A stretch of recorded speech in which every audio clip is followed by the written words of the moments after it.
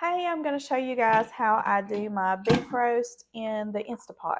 First, I'm going to take the lid off and I'm going to set this to sear. Let's do on saute so it'll sear the meat just a little bit. I'm going to put a little bit of olive oil in the bottom of my Instapot. And I'm going to take a chuck roast, a boneless chuck roast. We are going to season it up. Put a little salt. Not much because we're going to use some more seasonings. I've got a family of 5 and I've got 2 teenage boys. So we feed quite a few. We eat the leftovers. We like to eat this with just like mashed potatoes and gravy. I'll take the leftovers and we'll make beef sliders, or you can make tacos out of it. Use it in a lot of different ways. You could take the beef. It's so good if you take the beef and shred it, the leftovers, and then you can use it in vegetable beef soup. Oh, it's so good. So we're going to just sear this, let it get hot. While we are getting some color on one side of our roast, I'm going to go ahead and cut up some onion to flavor it. And I do. The kids probably don't do this as much as me and Jay do, but we like to eat the onions with our beef. We like to put the onions with our beef and put it on the sandwiches or put it on the side when you're eating it with mashed potatoes and gravy. It's so good. You can hear it sizzling. Just get a little color on the one side. We'll leave it just a little bit longer.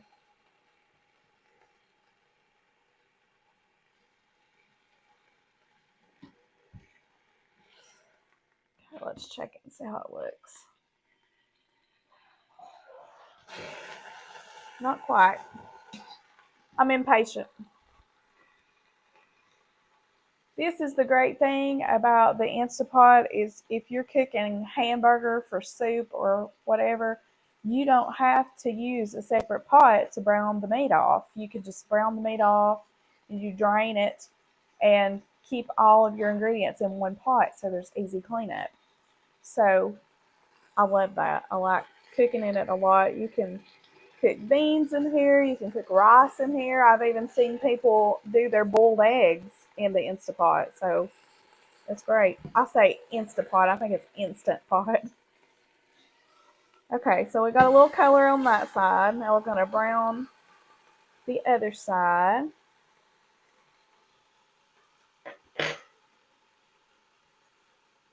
While that is browning, I'm going to go ahead and show you what I'm going to put in here to season it.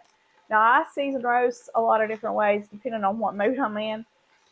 But usually I always use the Lipton onion soup mix. And I'm just going to use 1 packet of that and sprinkle it over the top.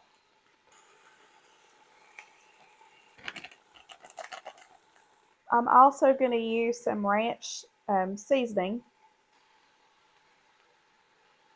And then I'm going to use a packet of brown gravy mix.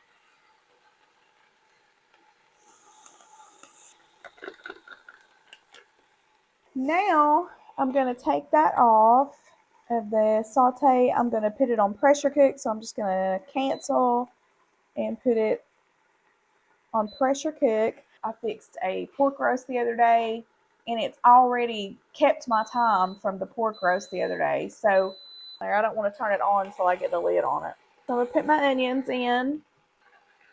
These are just going to fall apart. So I've just quartered them. I'm going to pour a can of beef broth. If you don't have beef broth, you can use chicken broth. I have used chicken broth with the beef roast. It's very good. So I'm going to pour that on the sides. Have some liquid in there. Now we are going to put on the lid. It already smells good. Now when you put on your lid, a lot of people are, kind of cautious about using, and you should be very cautious about using this.